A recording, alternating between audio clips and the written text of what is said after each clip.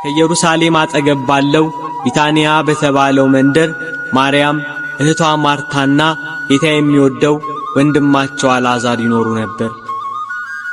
ጌታን በቤታቸው እየተቀበሉ ያስተናግዱት ነበር።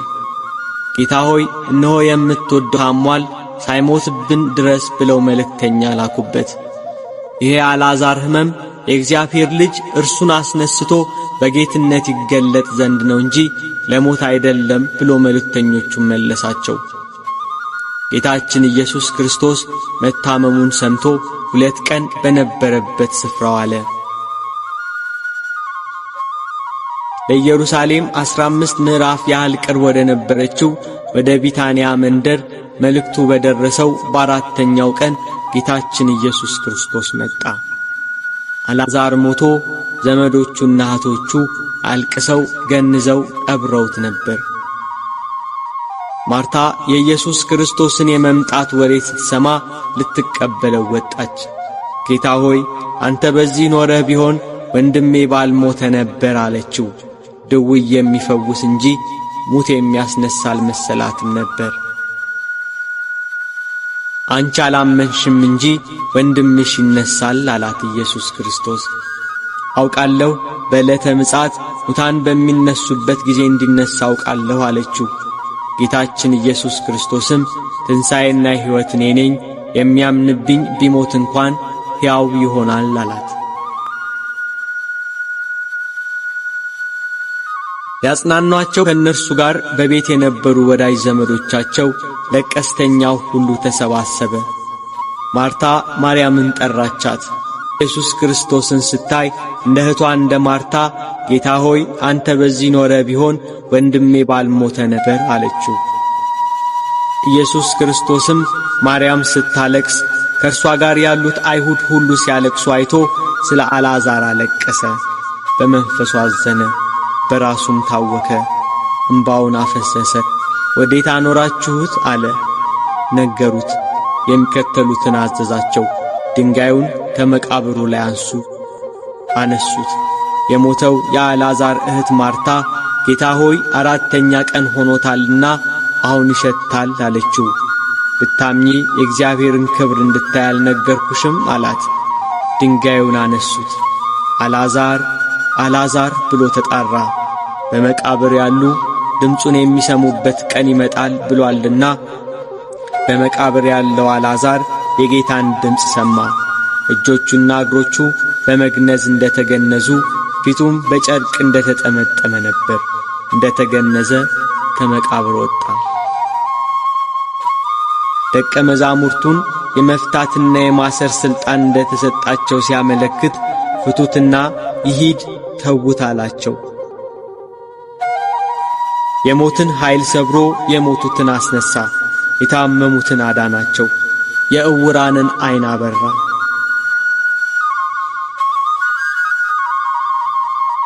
ይህን ሁሉ ያደረገ ጌታን ራሱን የእግዚአብሔር ልጅ አድርጓል።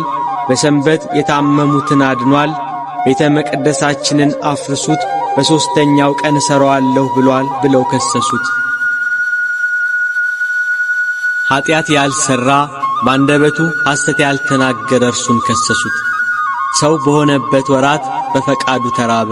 ኃሊ እንደመሆኑ የተራቡ ብዙ ሕዝብን በጥቂት እንጀራ አጠገባቸው። ነገር ግን አይሁድ ከሰሱት፣ እንደ ተገዢ ራሱን መቱት። የሁሉ ገዢ እንደመሆኑ ከኀጢአት ቀንበር ነፃ አደረገን። ነገር ግን አይሁድ በሸንጎ አቁመው ከሰሱት፣ መከራን ተቀበለ። ኀጢአትን ይቅር የሚል እርሱን ኀጣ አሉት። በመኳንንት ላይ የሚፈርደውን ፈረዱበት። ኀጢአትን ያጠፋ ዘንድ ስለ ሁላችንም ኀጢአት ተላልፎ ተሰጠ።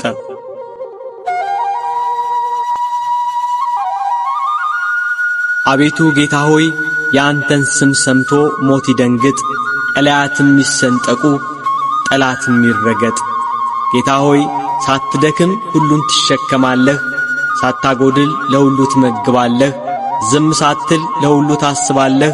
ነገር ግን አይሁድ ይህንን ሰው ሞት ይገባዋል ብለው ፈረዱብህ።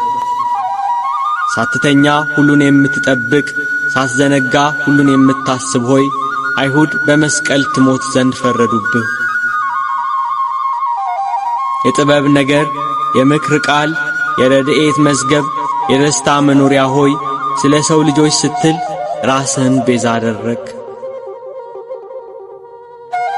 ቤተ ክርስቲያኑን በደሙ ነፃ ያወጣት ዘንድ ሕዝቡንም በመስቀሉ ያጸናቸው መሠዊያውንም ይሠራ ዘንድ ለሰቀሉት አደባባይ ነው። በደሙ የተጻፈ በመስቀሉ የታተመ በሞቱ የከበረ። አቤቱ አምላካችን ኢየሱስ ክርስቶስ ሆይ ቤተ ክርስቲያንህ ተማልዳሃለች፣ ትሰግድልህማለች፣ ሙሽራህም ታከብረሃለች፣ ሕዝብህም ይገዙልሃል፣ ራስህን ሰጥተሃቸዋልና።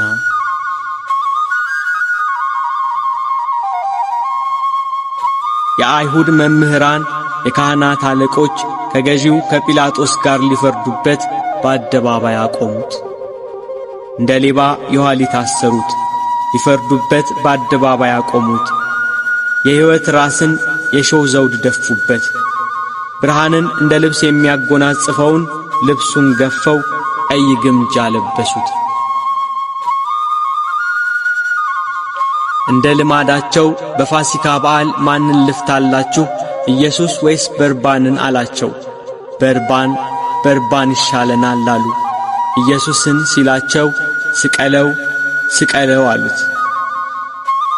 ከወንበዴዎች ጋር ቈጠሩት። ወደ እንጨትም አውጥተው ምሕረት የሌለው ስቅለትን እንደ ሕጋቸው ሰቀሉት።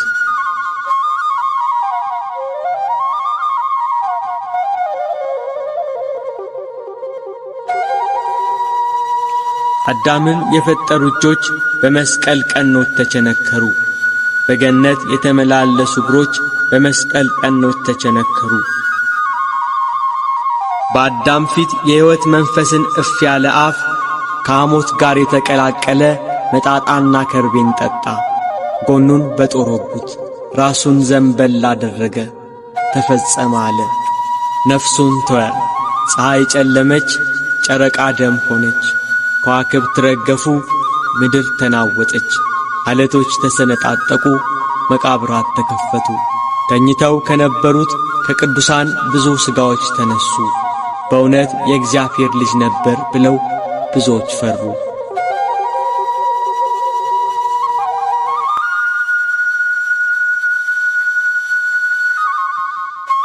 ከእንጨት አውርደው በመቃብር አኖሩት። ሞትን ድል አድርጎ እንደሚነሣ ፈርተው መቃብሩን እንዲያስጠብቅ ፈሪሳውያኑ ተሰባስበው ለጲላጦስ ነገሩት።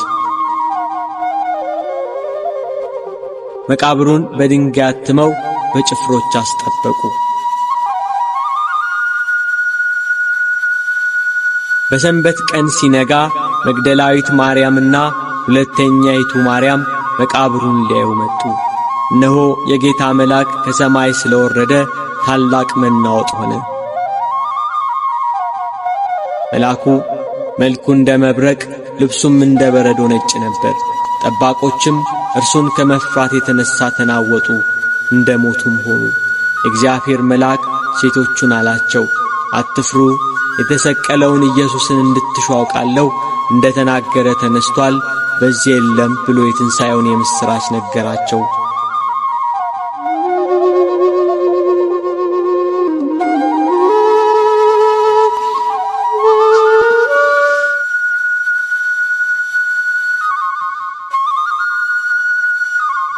ሐዋርያት በዝግ ቤት ተሰባስበው ስለ እርሱ ከሞት መነሳት ሲያወሩ ድንገት በመካከላቸው ቆመ።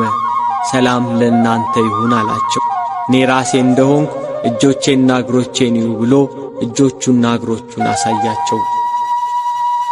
ከሙታን ተለይቶ ተነስቷል። ሞት ሊይዘው አልቻለምና ሞትን አሸንፎ ተነስቷል።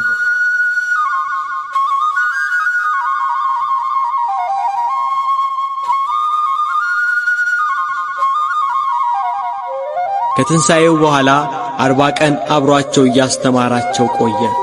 በ40ኛው ቀን በሙሴ ሕግና በነቢያት በመዝሙራት ስለ እርሱ የተጻፈውን መፈጸሙን ነገራቸው። መጻሕፍትን ያስተውሉ ዘንድ አእምሮአቸውን ከፈተላቸው።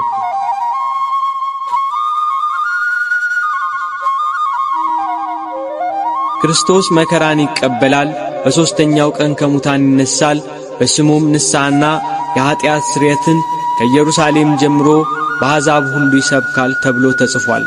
እናንተም ለዚህ ምስክር ናችሁ። እነሆ አባቴ የሰጠውን ተስፋ እኔ ልክላችኋለሁ። እናንተ ግን ከላይ ኃይል እስክትቀበሉ ድረስ በኢየሩሳሌም ከተማ ቆዩ አላቸው። እስከ ቢታንያ ያወጣቸው፣ እጆቹንም አንስቶ ባረካቸው፣ ወደ ሰማይ አረገ።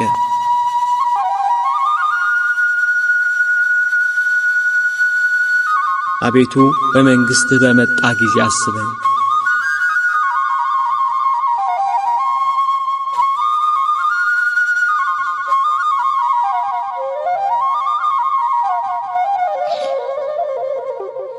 ምስጋና ይሁን ለአብ ለወልድ ለመንፈስ ቅዱስ ዛሬም ዘወትርም ለዘለዓለሙ አሜን።